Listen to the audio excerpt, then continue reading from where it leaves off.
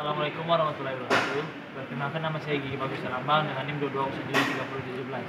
Di sini saya akan melakukan uji cobaan atau menganalisis dari EPS atau Electronic Power Steering. Electronic Power Steering ialah sebuah sistem yang membantu meringankan kerja steering wheel atas dasar kerja sebuah motor listrik yang dikontrol secara elektronik oleh sebuah kontrol modul. Baik, selanjutnya saya akan menyebutkan nama-nama komponen dari Electronic Power Steering atau EPS. Yang pertama ialah baterai.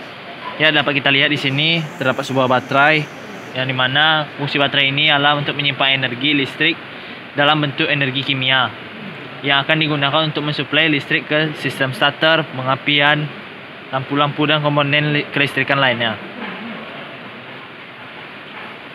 Kemudian di sini ada kunci kontak. Kunci kontak di sini ialah untuk berfungsi untuk menghubungkan atau memutus arus listrik pada rangkaian atau mematikan dan menghidupkan sistem. Selanjutnya di sini ada kontrol modul,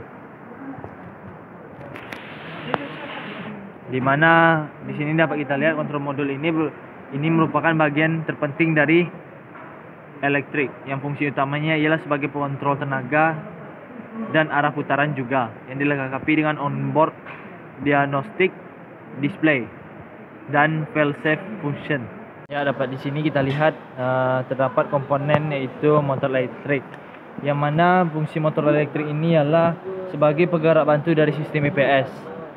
Di dalam motor elektrik ini terdapat turbo sensor, yang dimana turbo sensor ini yang berfungsi untuk mendeteksi tenaga dan arah putaran setir. Kemudian di sini ada vehicle speed sensor, yang dimana berfungsi untuk mendeteksi kecepatan kendaraan dengan membangkitkan sinyal secara proporsional. Selanjutnya di sini ada onboard diagnostic display, berupa indikator di panel instrumen yang akan menyala jika ada masalah yang terjadi pada sistem EPS. Cara kerja dari sistem Electric Power Steering atau EPS. Pertama ialah kunci pertama-tama dari posisi off, kemudian dipindahkan diputar atau ke posisi on, di mana kontrol modul memperoleh arus listrik untuk kondisi standby. Bersamaan dengan itu, indikator EPS pada panel instrumen menyala. Saat mesin hidup, noise suppressor segera menginformasi pada modul kontrol modul untuk mengaktifkan motor listrik dan cruise pun. Dan selanjutnya, menghubungkan motor dengan batang setir. Salah satu sensor yang terletak pada steering track bertugas sebagai memberi informasi pada kontrol modul ketika setir mulai diputar. Disebut torque sensor, yang mana ia akan mengirim informasi tentang sejauh apa setir diputar dan seberapa cepat putarannya. Kemudian kontrol modul segera mengirim arus listrik sesuai dengan yang dibutuhkan oleh motor listrik untuk memutar gigi mudi. Dengan begitu, proses memutar setir menjadi ringan. Vehicle speed sensor bertugas begitu mobil melaju. Dan kemudian pada kecepatan tinggi, umumnya pada 80 km/jam, motor elektrik akan dinonaktifkan oleh kontrol modul. Dengan begitu, setir menjadi lebih berat.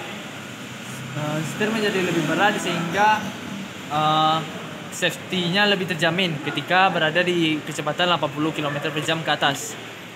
Berikut cara penguji cobaannya.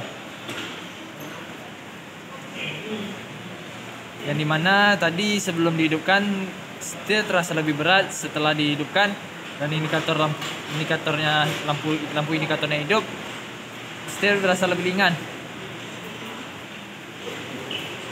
Baik, kita akan coba ke mode yang off, di mana indikator tidak hidup.